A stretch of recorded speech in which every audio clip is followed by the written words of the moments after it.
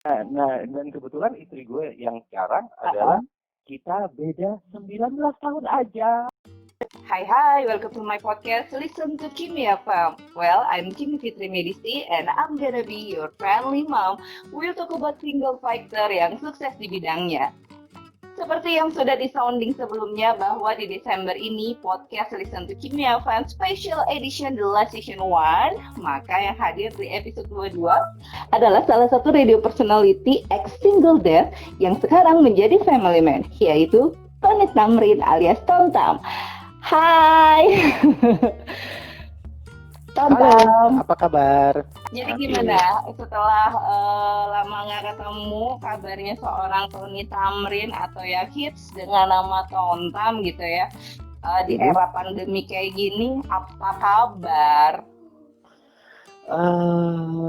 Satu pertanyaan yang menarik karena di era pandemi ini kita diajak untuk mensyukuri segala sesuatu yang terjadi, terus mensyukuri karena kita masih punya kerjaan, tidak perlu melihat angka berapa gedenya, yang penting masih bisa hidup, masih bisa mencukupi kebutuhan anak kayak gitu. Jadi pandemi ini mengajarkan saya betapa besar arti bersyukur, dan di saat kita lagi disuruh di rumah aja WFH, itu adalah saat kita berkumpul bersama keluarga yang jarang-jarang dilakukan sebelum-sebelumnya gitu. Begitu, Kim. Oke. Tapi ngomong-ngomong, ngomongin tentang bersyukur nih ya, kan banyak juga teman-teman yang jobless di tahun ini nih, Ton, gitu. Kalau sendiri gimana? Apa kabar?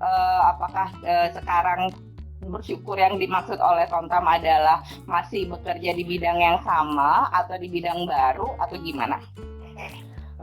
Apapun itu, mau itu di bidang baru, mau bekerja di bidang yang lama, syukur-syukur karena kebetulan karena gue adalah masih berkutat di dunia perradioan yang itu adalah my passion, dan itu adalah darah gue dari kelas 1 SMA gitu kan. Jadi yang bersyukur masih bisa eksis di dunia radio, meskipun radio sekarang dalam keadaan tiarap, tapi ya alhamdulillah masih bisa merasakan passion yang menjalani itu semuanya. Oke. Berarti kan kalau tadi sempat nyimak lo masuk dunia radio dari kelas 1 SMA gitu kan, dan hari ini juga dirimu kita mention sebagai radio personality untuk menjadi narasumber di Special Edition. By the way, emang menjadi orang radio, let's say lo bukan hanya menjadi penyiar kan, pernah jadi MD juga gitu. Itu memang impian lo dari dulu atau gimana sih? Jadi awalnya itu adalah impian gue yang pertama itu adalah penyiar radio gitu. Awalnya penyiar radio karena gue merasa bahwa penyiar radio yang baik itu adalah mereka yang dulunya adalah pendengar yang baik. Rata-rata gitu. Penyiar radio itu rata-rata gitu. Kalau dia termasuk pendengar yang baik, dia mendengarkan radio itu secara detail. Terus penyiarnya kok gini ya? Kayaknya kurang deh kayak gitu. Jadi dia kritis, dan akhirnya dia menerapkan semua itu di dalam dirinya ketika dia sudah bekerja di radio gitu. Nah itu kan awalnya dari penyiar kan. Terus tiba-tiba yang waktu dari ini kan awalnya kan saya di Nebula Palu tahun 90 ya. Oke. 90 ya. Itu kelas 1 SMA tuh. Kelas 1 SMA. Oke. Nah, terus udah siaran, dan masih zaman pakai kaset pita, dan kita referensinya memang radio-radio Jakarta. Memang referensinya itu kan. Jadi zaman dulu masih ada yang namanya Sahabat Pena, Sahabat Pena. Seru ya dulu ya, kirim surat gitu ya. Iya. Nah, Sahabat Pena, dan kebetulan gue yang profil gue masuk di majalah Aneka Yes gitu kan. Majalah hits pada zamannya. Majalah Aneka Yes, terus di bawahnya gue tulis yang mau surat menyurat jangan lupa ya kirim ke alamat ini dan kirim pakai perangko balasan. Anjing pakai perangko balasan. Gila. Ih, tapi itu keren loh, zaman dulu tuh kayak menunggu apa, butuh waktu kan, berapa lama perangko yang, maksudnya kebanyakan perangko kilat atau perangko apa sih dulu tuh istilahnya, lupa deh. Jadi zaman dulu perangko yang 2 hari atau 3 hari nyampe itu zaman 275 perak. Nah, itu bukan kilat ya, berarti yang biasa ya kalau nggak salah. Kalau kilat khusus lain, kilat khusus 500 kali. Nah, seingat amplopnya itu masuk dan warna kuning.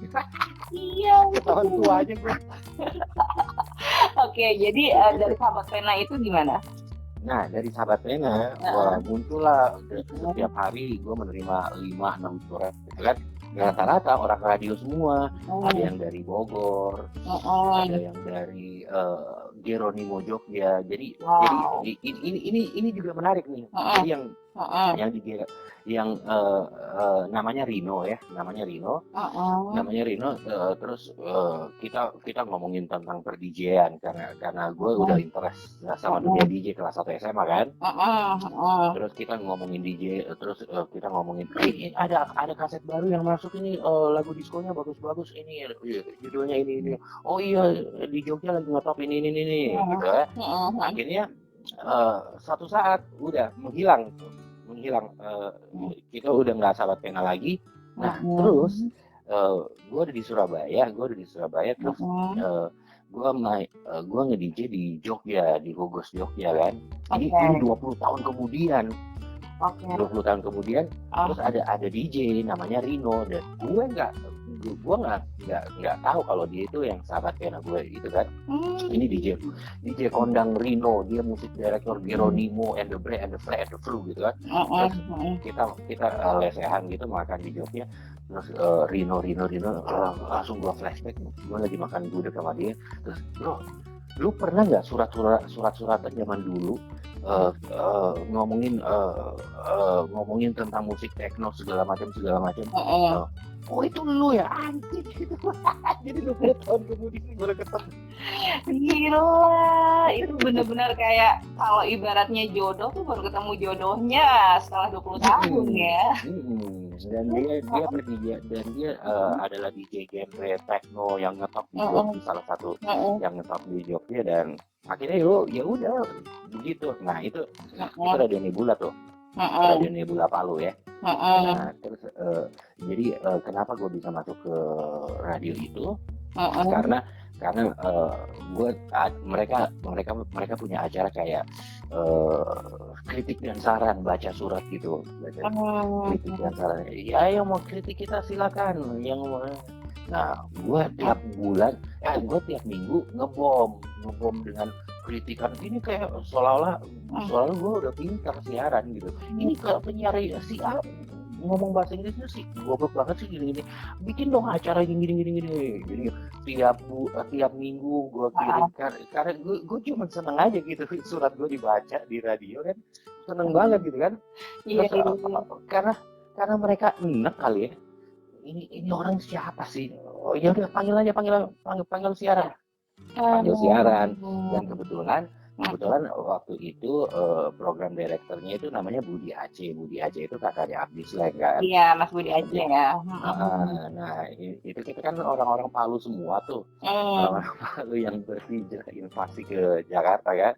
Ya udah siaran di situ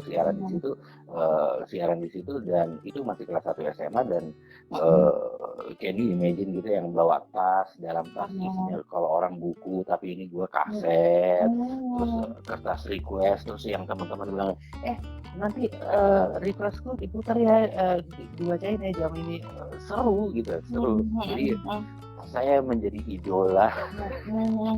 Iya. Dan lu bayangin di Palu yang kota berantah yang kecil gitu, terus masuk aneka kan udah kayak artis banget. Oke, menarik banget sih karena tadi yang perlu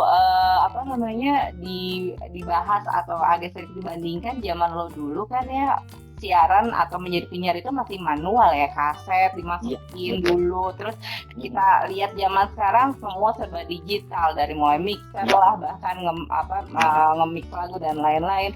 Lo kan juga merasakan nih zaman dulu penyiar sebagai yang pegang semuanya serba manual dan sekarang serba praktis.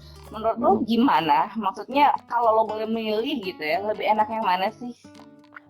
Lebih enak digital, tapi rata-rata penyiar atau enggak, bukan cuma penyiar aja, DJ juga yang DJ penyiar yang berangkat dari manual itu lebih tangguh dan lebih canggih daripada yang digital. Kalau digital itu dalam dunia per-DJ-an itu dibilang, alah lu main laptop, lu main controller, maksudnya itu DJ manja. Kalau DJ yang asli itu yang manual banget, yang pakai piringan hitam. Sama juga kayak penyiar. Kalau penyiar itu, nah kehebatan penyiar dulu sama penyiar sekarang dibanding penyiar sekarang adalah penyiar dulu itu, lu bayangin ya, jadi penyiar dulu itu pakai feeling. Jadi intro lagu itu 30 detik. Intro lagu 30 detik. Dia bisa ngomong di antara di saat intro lagu itu, dan dia bisa diam ketika penyanyinya masuk. Rata-rata penyiar dulu seperti itu, dan itu tidak didapatkan oleh penyiar sekarang. Padahal penyiar sekarang itu udah dibantu dengan ada detiknya, keterangan detikan, detik masuk vokal. Tapi penyiar sekarang nggak bisa kayak gitu.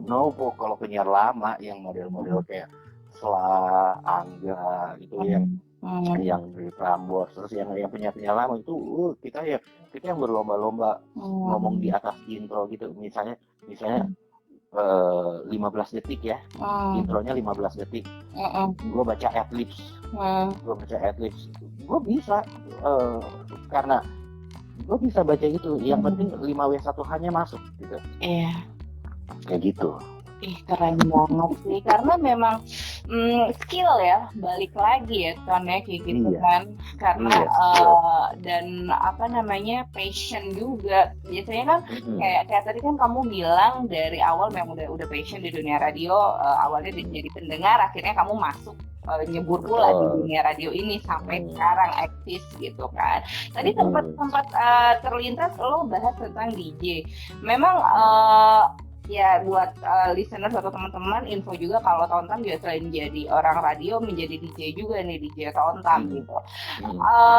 Gimana sih maksudnya nge-mix antara, lo kan juga MD radio gitu kan, menurut lo nge-mix lagu untuk dibawain listeners di radio dengan audiens atau ya orang-orang yang nikmati musik lo di dance floor gitu?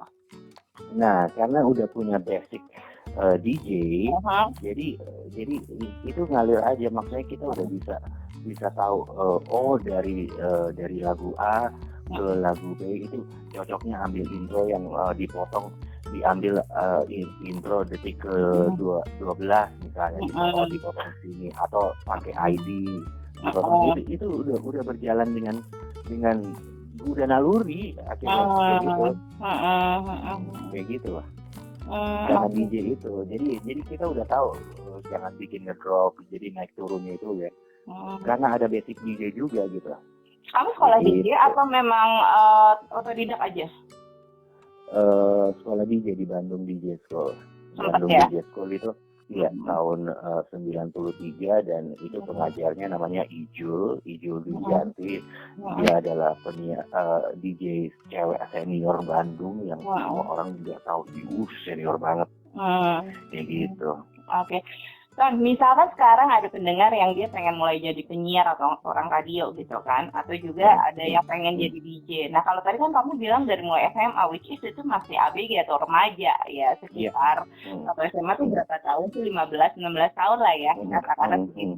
Tapi menurut seorang Tonton idealnya untuk menjadi seorang penyiar radio atau DJ gitu ya, di usia berapa sih mulainya? Mungkin ini kan pendengar kita udah mulai adult gitu. Apakah masih bisa atau gimana gitu? Kalau menurut pendapat gue pribadi, semakin muda semakin bagus. Semakin muda semakin bagus karena mereka yang muda itu biasa lebih gampang dibentuk daripada penyiar yang udah jadi. Makanya kadang-kadang stasiun radio itu banyak mengambil penyiar yang masih baru karena gampang dibentuk dan dia loyalitas sama perusahaannya betul-betul gitu dibanding penyiar yang udah lama. Wah, kalau penyiar udah yang lama udah susah dibentuk. Udah susah. Iya. Berarti memang bisa dibilang nih generasi selanjutnya harusnya yang lagi dengerin bisa jadi anak-anaknya mereka aja gitu kan. Sekarang kalau memang passionnya masih siaran, lu bikin podcast aja. Iya, benar. Dulu kan tadi ngomongin ada Fla, ada Angga, gue juga salah satu pendengarnya Prambors gitu kan, termasuk juga dengan Tontan gitu. Nah, ketika lo kan katakanlah anak daerah ya, terus lo bisa menjadi bagian di radio yang which is ini nomor 1 di Jakarta. Gue juga sempat ketemu sama Angga sih waktu itu. Kebetulan Angga juga salah satu narasumber gue itu susah banget masuk Prambors gitu. Nah, lo kok bisa gitu lo sebagai anak daerah? Pertanyaan yang bagus, pertanyaan yang menarik. Itu jadi gini, gue percaya dengan dengan pernah baca buku The Secret nggak, Ron The Bank? Itu The Secret itu yang mengajarkan kita untuk berpikirlah berpikir tentang sesuatu maka terjadi. Nah, semesta akan membantu untuk mewujudkan cita-citamu gitu ya. Iya. Waktu itu kan siaran di Surabaya di IBS FM. Itu radio anak muda nomor 1 di Surabaya kan. Waktu itu siaran di Surabaya, terus yang tiba-tiba setiap libur selalu ke Prambors. Setiap libur selalu ke Prambors, ketemu Dodo Abdullah, musik direkturnya dulu kan. Musik direkturnya dulu, terus yang ketemu Angga, ketemu Becky, terus yang ngobrol-ngobrol, terus di jalan itu yang dengerin Prambors itu ya di Jakarta kayak anjing, gue kayaknya harus siaran di sini lucu juga kali ya. Gitu kan. Masih zaman-zaman 102.3 FM ini ya kan. Masih zaman mendut dari mendut 15. Gue masih ingat nomor teleponnya kepala 3335 235 39413 berapa gitu. Gue masih ingat sampai sekarang dulu banget gitu. Siaran dari tahun 97. Gue masih ingat pokoknya kepala 3. Nah terus tiba-tiba acara off air Radio Prambors ngadain acara off air namanya Levi's Noise kan, jadi ngundang Gigi, ngundang band-band dari untuk manggung di Surabaya. Nah kebetulan radio partnernya adalah IBS. Jadi Mas Imran Amir itu ada hadir di situ dan gue nge-MC kan, gue nge-MC di situ di acara Levi's Noise itu. Terus Mas Imran, nah habis itu setelah itu gue menang kejurnas penyiar radio. Gue menang itu kan. Kejurnas penyiar radio yang Fla juara 3 dan Dado Parus nggak masuk final. Lu bayangin seorang Dado Parus nggak masuk final. Iya. Dan lo masuk tuh ya. Gue menang dan jam dulu kan masih ada RRQ. Setiap jam 9 masih ada Varian Nusantara. Ya, pendengar barusan semalam ada kejurnas penyiar radio dan dimenangkan oleh Tony Tamrin dari IBS FM Surabaya. Lu can you imagine gitu kan? Iya. Dari daerah Surabaya itu. Oke. Dari daerah. Nah, udah lanjut lagi kan?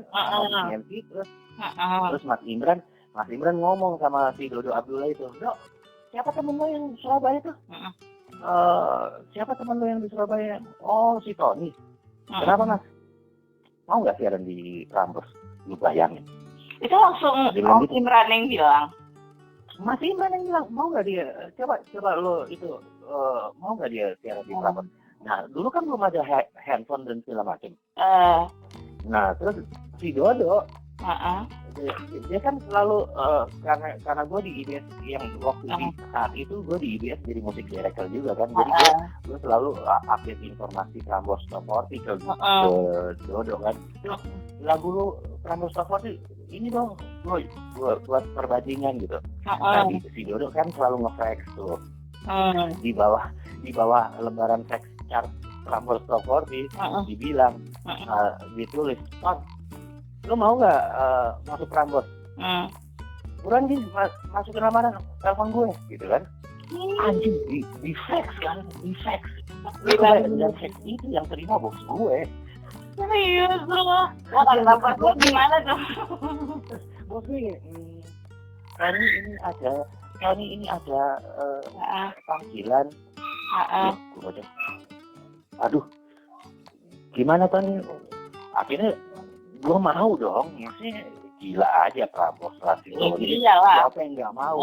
Maksudnya itu adalah karir puncak tertinggi dalam dunia radio kan. Udah masuklah di Prambors. Masuk di Prambors dan gue inget banget Mas Ibran tuh ngomong gini sebelum gue siaran dia bilang gini, lu jangan merasa kalau lu udah jadi bintang sebuah radio sebelumnya, terus lu jangan merasa jadi bintang di sini gitu. Jangan cepat berbesar hati gitu, jangan bangga dulu, friend dulu. Gue ngerti dia bilang gitu untuk supaya gue tidak terlalu sombong kan ya. Iya, dari nol lah mulainya ya gitu. Langsung dikasih percobaan gue. Siaran nama Becky tuh mewu jebret. Serius loh, gila. Itu tuh senior abis Becky tuh mewu. Jadi Mas Imran tuh emang ngerjain gue yang bangsat banget. Jadi yang sama Becky sama Hari kan. Sama Aryono Arifin. Jebret. Jadi mereka ciptain trio gitu. Aduh gue bilang. Terus yang minder dong, maksudnya yang ya gue minder karena gue lihat Becky setiap habis mau siaran selalu dandan. Mau kemana Bek? Mau ke Indosiar ada syuting. Minder kan gue. Sebagai jadi gue betul-betul minder cuy. Yang ngelihat Angga Irfan itu di Prambors Womania di ANTV, terus Vena Anissa yang Ferdi Hasan lagi naik-naiknya. Lu kebayang gue yang dari penyiar daerah yang nabi, tapi itu gue jadiin itu kan motivasi karena angkatan gue sebelum gue masuk ada 3 orang nih yang masuk. Aci Suharman sama Bayu Oktara gitu.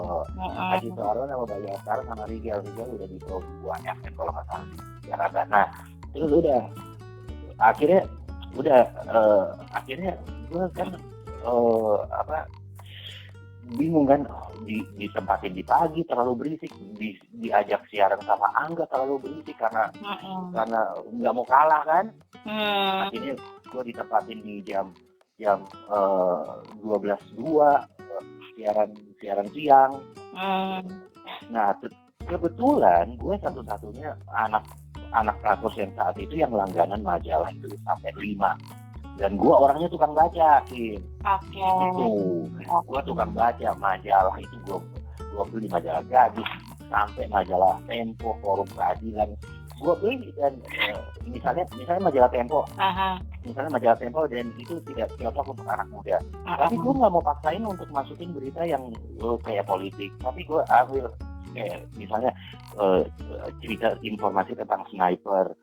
Sniper itu ternyata dia punya keahlian nggak boleh lebih dari berapa meter, itu gue jadiin cerita di siaran gitu. Gitu. Jadi lo ngambil angle yang lain ya? Gue ambil angle lain, terus karena gue sering baca buku, dan waktu itu buku Men Are From Mars, Women Are From Venus, John Gray itu kan baru terbit tuh tahun 98. Itu gue siarin Jong, itu isinya buku itu. Saya baru beli buku itu Kaula Muda zaman 98 itu yang sampai telepon ke Prambors. Ini judul bukunya apa sih? Udah ada di Gramedia belum? Itu di situ kan. Nah terus abis itu Angga Irfan pecah kan. Angga Irfan pecah karena mereka ada selek-selekan gitu. Mereka cerai.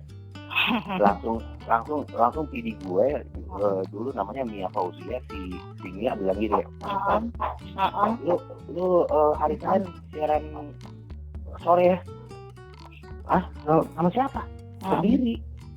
Anjing, di situ gue nggak bisa tidur. Afternoon show tuh jadinya ya. Afternoon show yang sudah single pula ya. Single pula udah identik sama Angga Irfan. Kebayang. Gue nggak bisa tidur, gue harus sendiri dan gue dapat julukan dulu anak-anak Prambors bilang gue bonek karena dari Surabaya kan. Udah bingung, aduh mau bikin apa ini Senin ini. Pokoknya perdana itu harus orang harus lihat Tony Tamrin itu harus bisa mengalahkan image Angga Irfan gitu kan. Buat ngobrol sama produser gue, terus gue bilang gini sama produser, gimana kalau kita out of the box. Gimana apa kan? Gue mau show gue ini orang lirik dan pokoknya harus sukses begini karena ini perdana, karena kesan pertama kan yang paling menentukan, iya nggak? Ya, benar. Udah, akhirnya apa? Kita bikin topik apa kan? Gimana kalau kita ngomongin tentang kematian? Anjing. Kita ngomongin kematian, jadi itu kan topik yang tidak boleh ya sebenarnya untuk mood orang kalau sore-sore. Iya. Drop saya. Break the rule gue. Jadi gue begini, kalau udah bisa mau cerita nggak tentang cerita kematian saudara kamu sih, kakak kamu atau teman kamu yang kamu nggak bisa lupain sampai sekarang gitu. Gitu kan? Jebret, penelpon pertama masuk nangis. Wah, adik saya itu meninggal padahal cantik banget Ton, gini. Adik saya sakau sama putal sampai bela-belain nyokap gue yang ngantar ke EDP terus meninggal. Nangis gitu kan. Langsung bini gue masuk, si Mia masuk, Mia kasih kode. Bikin nangis terus gitu kan. Terus habis itu ya udah gua tambah bikin nangis ya, gua tambah bikin dia nangis. Gua bilang, kalau seandainya dia masih hidup, kira-kira apa yang kamu mau sampaikan sama adik kamu? Tambah nangis gitu kan. Terus yang langsung dia kasih masuk lagu, langsung dia bilang ini, oke, telepon Dadang Hawari, psikolog Uli yang almarhum barusan, yang meninggal barusan, Dadang Hawari kan, telepon on air, juga telepon Dadang Hawari on air, sukses gue bilang, wah orang-orang nonton bonek anjing. Gitu. Bayangkan itu acara yang sudah identik sama dua orang legendaris Jakarta. Iya, Irfan Angga ini. Dapet. Keren lo, Ton, bener-bener. Makanya nggak salah kalau Tom atau Tony Tamrin kita mention sebagai radio personality ya, teman-teman listeners, dari karirnya aja dimulai kelas 1 SMA, terus sebagai anak daerah bisa dibilang dia itu lo kan bisa bilang nggak masukin TV duluan ya, tapi ditawarin sama Om Imran loh. Itu benar-benar Om Imran akhir adalah ownernya Radio Prambors, ngelihat show-nya Tom waktu di Surabaya, terus ditawarin, dan tantangannya lagi suruh bikin show sore yang mana itu identik sama penyiar sebelumnya senior pula. Lo keren banget sih Ton, gitu kan. Iya, oke. Makanya terus kalau ini ya, kita masuk ke inline dengan podcast ini. Jadi kan podcast ini juga berisi tentang single fighter yang sukses di bidangnya, termasuk Tom ini listener atau teman-teman pernah menjadi single dad loh, tapi sekarang kita sebut sebagai family man atau sebagai ex single dad, yang waktu zaman kita kerja bareng tuh Tom kayaknya sebagai single fighter gitu kan. Terus tiba-tiba gue udah gak kerja bareng lagi sama Tonton, dia memutuskan untuk menikah di usia yang tak lagi muda. Ini interesting gitu. Kita bahas di situ. Ada apa seorang Tonton yang dulu kalau dilihat dari kehidupannya sebagai single fighter atau single man gitu ya, single dad apalagi, sangat ya bisa dibilang sangat inilah hedon gitu, seorang DJ di Jakarta dikelilingi dengan wanita-wanita muda gitu, tiba-tiba memutuskan untuk menikah. Maksudnya wanita muda apaan sih? Oh, tua gitu. Iya, lu sugar daddy nggak sih? Oh iya, sugar daddy mencari sugar baby. Oke, ya balik lagi nih, mungkin bisa jadi sekarang lagi dengerin juga usianya sudah di atas rata-rata gitu kan ya. Dia bingung nih, gue mau nikah lagi apa ya udah gitu single aja. Waktu itu ketika memutuskan untuk menikah lagi, apa sih yang membuat seorang Tontan akhirnya ya udah deh gue kawin lagi gitu.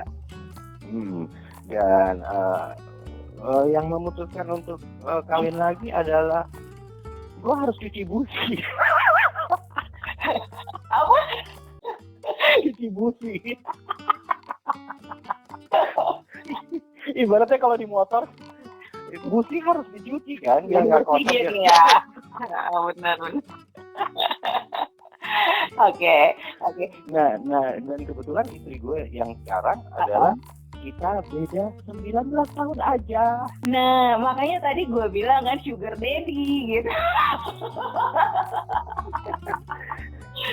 Oke. Oh bisa sih. Sugar daddy yang masih jos gitu, Kim. Yang masih jos, maksudnya gue juga nggak nyangka anak gue yang pertama kan 15 tahun sekarang.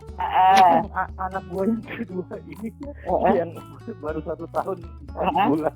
Udah 15 tahun loh sama kakak ini. Iya, itu ya so amazing sih. Nah, teman-teman kan bisa bilang itu di atas rata-rata kan usianya dan anaknya sudah dewasa tiba-tiba sekarang punya baby lagi dan menjadi family man gitu kan. Mungkin itu bisa menjadi apa ya gambaran juga buat teman-teman yang belum menemukan jodohnya atau pernah menikah gagal terus mau menikah lagi, apa yang akhirnya membuat Tontan kayak gitu loh. 19 tahun loh jarak sama istrinya gitu kan. Yang membuat adalah kalau saya nggak pernah punya target ya dalam hidup itu, nggak pernah punya target karena kalau misalnya target kita nggak tercapai, kitanya yang kecewa gitu kan. Maksudnya selama kita tetap bekerja on the right track, selama kita tetap jujur, selama kita tulus menjalani sesuatu kamu bekerja dengan cinta dan cinta bekerja apalah, do what you love and love what you do kan. Yes. Saya yakin Tuhan juga nggak tuli gitu. Makanya waktu saya memutuskan untuk menikah, maksudnya karena waktu jadi duda itu aura saya itu lu tahu nggak? Jadi waktu di saat laki-laki menikah sama laki-laki duda, laki-laki duda itu banyak sekali yang mepet yang kayak lagu Bento gitu, Kim. Iya. Lirik, oke saja lah. Iya. Makanya kan tadi gue bilang Tonton ini dikelilingi wanita-wanita dengan kehedonannya sebagai DJ pula gitu kan. Dan maksud gue istri lo nerima nih dengan kondisi ya terutama usia ya, jarak kan lumayan jauh ya. Biasanya kan perempuan paling jauh tau gue tuh bisa nerima keluarganya 10 tahun lah maksimal atau 15 tahun. Lo kan 19 tahun, nah itu keluarga istri lo atau lo meyakinkan keluarga istri seperti apa waktu itu tantangannya? Nggak ada sih pakai meyakinkan pokoknya malah gue yang disuruh udah nikah aja cepet. Jauhi zina. Tapi lu dulu nggak ada, maksudnya trik khusus kan katakanlah kalau perempuan bisa dibilang keluarga besarnya kamu punya apa buat anak saya atau gimana gitu. Itu gimana sih? Menurut lu harusnya bisa buat meyakini gitu. Saya kalau ditanya sama itu, saya punya congor, saya punya bacot, dan bacot saya itu sakti. Bisa mendatangkan uang. Tapi kepikiran nggak sih kalau lo tuh bakalan nikah lagi sebelumnya? Enggak. Sama sekali enggak ya? Apalagi waktu lagi parah-parahnya Dudes Herlinus gitu kan. Dudes Herlinus itu duda ya teman-teman ya. Jadi takutnya ntar nggak ngerti nih pendengar gue. Enggak, jangan-jangan ada pendengar yang pikir Dudes Herlinus itu duda yang juga lines. Aduh serem ya. Oke. Jadi waktu masih mendudes itu yang yang tinderan parah gitu kan. Kayak gitu ya, yang dan Twitteran dan korban-korban anak-anak itu banyak sama saya. Oh gitu, jadi makanya lo terlalu salah satu seleb tweet ya. Lo sadar gak sebenarnya cewek itu bakalan jadi istri lo nantinya Ton waktu itu? nggak sadar karena kita nggak never realize karena dia adalah mantannya temen gue. Ngomongnya single dad, gue kan seingat waktu di UEFA lu sempat cerita ngomong tentang kehidupan anak lo yang long distance pula gitu kan di US ya kalau nggak salah tinggal di Amerika. Di Amerika iya. Ya itu kalau yang koreksi kalau gue salah, lo pernah ngomong kalau walaupun lo jarak jauh tapi hubungan ayah dan anak itu nggak pernah putus. Nah itu gimana caranya? Karena kan balik lagi ini mungkin teman-teman yang single dad juga hubungan antara anak dan ayahnya gitu nggak putus, tapi untuk urusan asuh mengasuh bukan lo yang ngurus. Ini beda ya teman-teman. Kalau sebelumnya single dad hak asuhnya dipegang oleh single dadnya, kalau dulu Tontam single dad tapi nggak dipegang hak asuhnya. Nah dulu gimana tuh Ton? Hak asuhnya memang nggak jatuh ke lo ya waktu itu atau gimana? Sebenarnya udah nggak ada hak asuh maksudnya yang kebetulan mamanya di Bali kan, di Bali dan saya di Jakarta. Terus setelah itu setiap 1 bulan atau 2 bulan sekali saya selalu ke Bali gitu kan. Dan hubungan saya dengan mamanya itu dulu baik-baik saja, yang maksudnya kita masih tinggal ke rumah terus ya. Semuanya untuk anak kan. Ya. Meskipun sudah tidak ada perasaan apa-apa di situ. Jadi ya demi anak ya, satu rumah ya.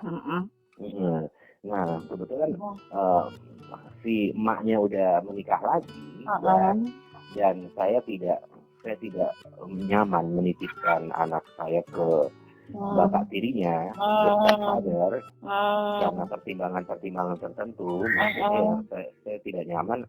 Akhirnya gua memutuskan untuk anak saya yang namanya Tanya itu untuk ikut omanya. Omanya kan udah green card, udah permanent resident. Ini oma dari mana nih? Dari kamu atau mantan istri? Dari mamanya. Oh gitu. Dari mamanya. Oke. Udah green card, udah permanent resident kan. Dan kebetulan Tanya juga lahir di sana kan. Oke. Nah udah, terus si Tanya waktu itu 6 tahun dia bilang gini. Daripada aku ikut mama kasihan papa, aku ikut papa kasihan mama, mendingan biar adil Tanya ikut oma aja deh. Bagus. Itu dia yang ngomong tuh ya? Dia ngomong gitu. Dia tau nggak? Dia pernah mengajukan sebuah pertanyaan. Apa? Begini. Dia bilang gini. Papa Islam, mama Kristen kok bisa nikah? Dia bilang gitu kan. Ini waktu 6 tahun. Ini 6 tahun. Kok bisa nikah? Kan karena cinta. Kalau karena cinta kenapa mama di Bali, papa di Jakarta? Jereng, gue nggak jawab apa. Oh, jadi waktu itu kondisinya memang Tanya nggak tahu kalau kalian udah divorce ya, menutupi itu semua atau gimana? Iya, tapi dia sudah mengerti konsep kita. Dia sudah mengerti konsep kita, tidak bersama lagi gitu loh. Nah udah. Nah terus setelah ini nih kita forward lagi ke hubungan gua dengan istri yang berikutnya ini yang sekarang. Sitanya kan setiap 2 tahun sekali pulang tuh. Sitanya setiap 2 tahun sekali pulang. Nah kebetulan waktu itu gue yang belum menikah tapi kita yang udah living together gitu kan di satu tempat di Setiabudi.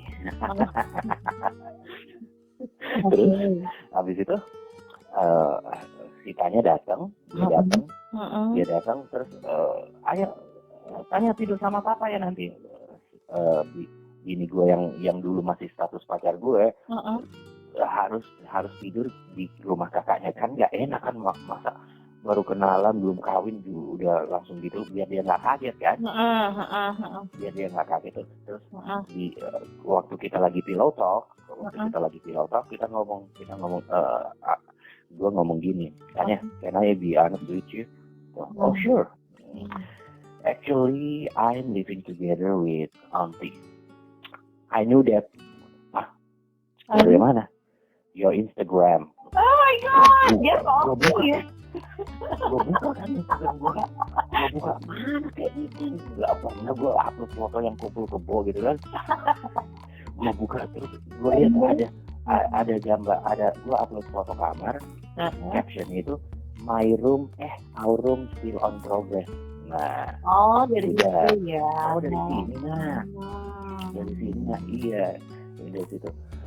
Gue ngeles dong, gue nanya. Nah, ini maksudnya papa ngomong gini karena papa berkata jujur, menceritakan semua yang terjadi sama papa sama kamu dengan niat supaya kalau misalnya kamu nanti kamu juga harus jujur sama papa apapun yang terjadi. Kamu anggap papa ini jangan cuma anggap papa sebagai orang tua, tapi kita sahabat, we're best friend.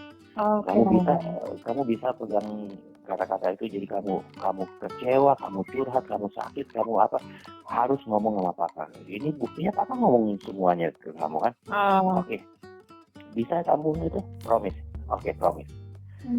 Beberapa itu Desember, terus 2 bulan kemudian dia udah pulang ke Amerika, terus Februari dia WhatsApp gue, dia kirim WhatsApp gambar foto bunga mawar, terus kata-katanya the boy gave me on Valentine's Day. Oh my god. Wah, gue senang. Ini awal yang bagus kan, sharing ya, first boyfriendnya dia ya. Awal yang bagus the boy gave me. Terus gue telepon, gimana nak, siapa namanya ini, namanya ini, dia ada idolnya juga pak, gitu. Terus and he asked me to slow dance. Oh ya, pakai lagu apa? Karena gue punya radio, pakai lagu apa? Jadi gue ambil conversation itu kan, musik. Gini. Terus bapaknya kerja di mana? Gini. Oke, sip. Udah, itu kan cinta monyet kan? Nah, beberapa bulan kemudian dari video, terus tiba-tiba dia bilang, papa, can I have a date?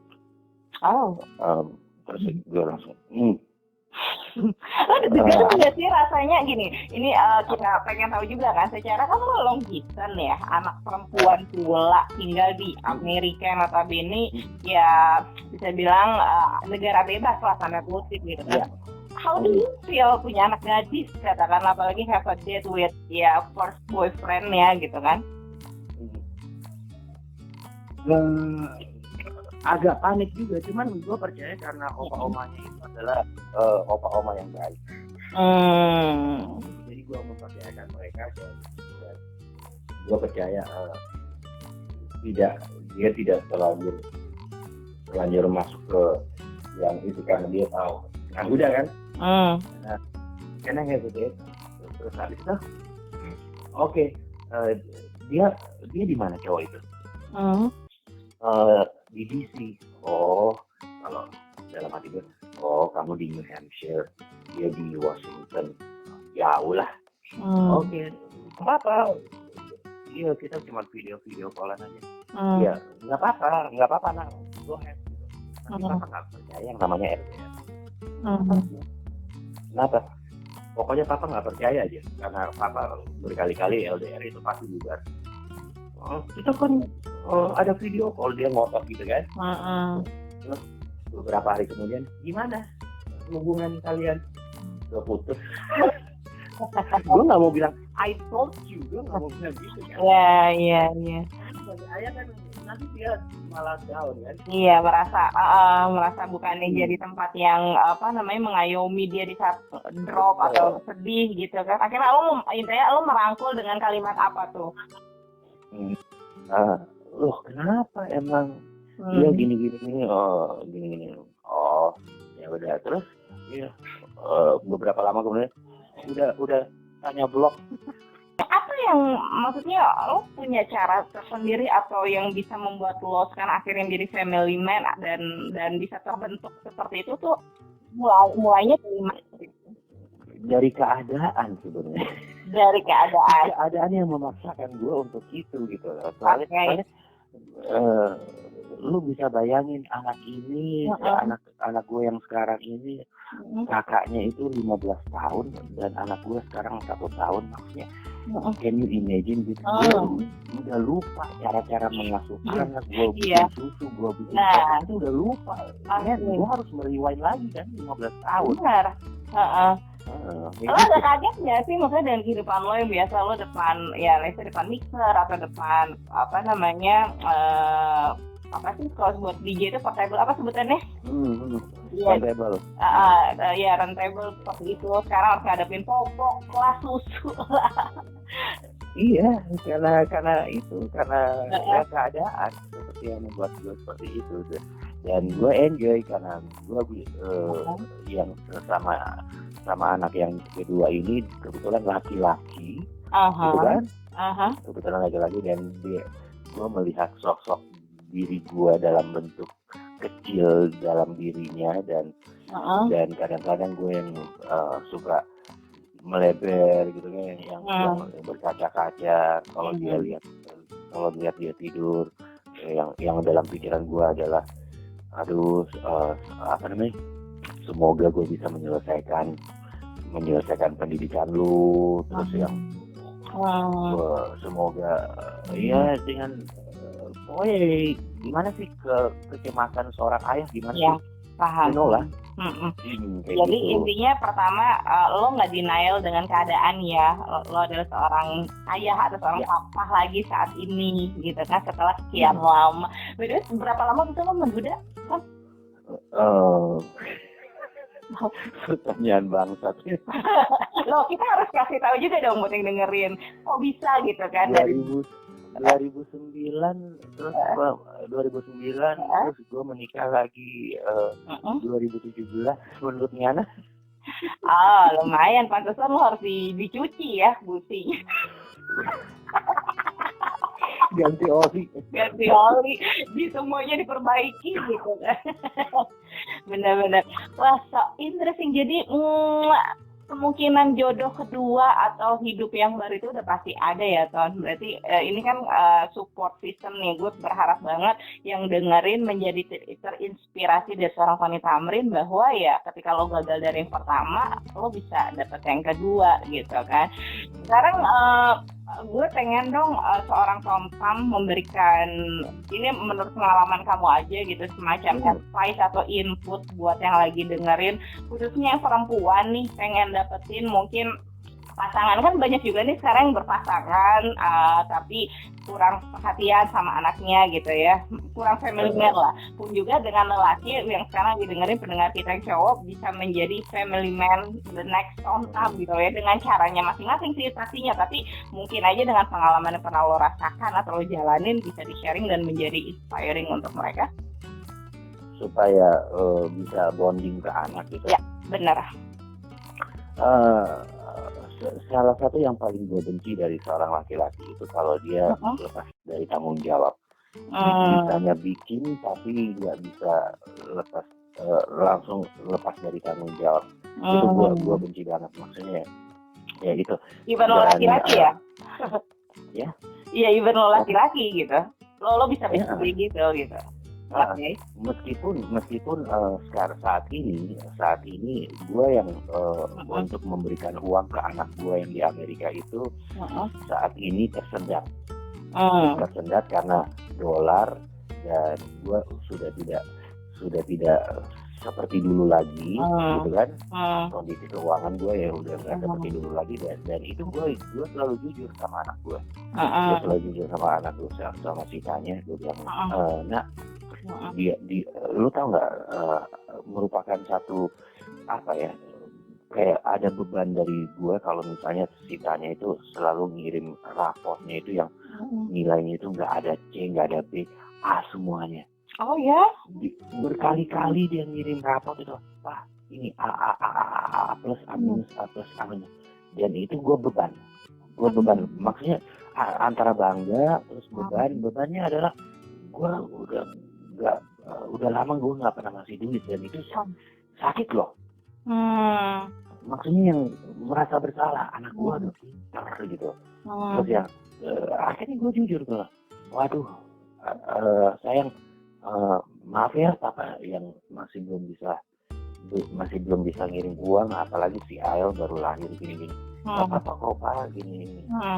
Gue meskipun dia bilang nggak apa-apa, gue punya ego sebagai pemimpin rumah tangga, sebagai bapaknya dia kan yang merasa tercabik-cabik ya. Iya sih, paham banget. Iya kan? Mm-mm. Kayak gitu kan. Nah terus yang abis itu dia bilang ini, apa? Ini tanya mau kerja part time di supermarket. Oh bagus.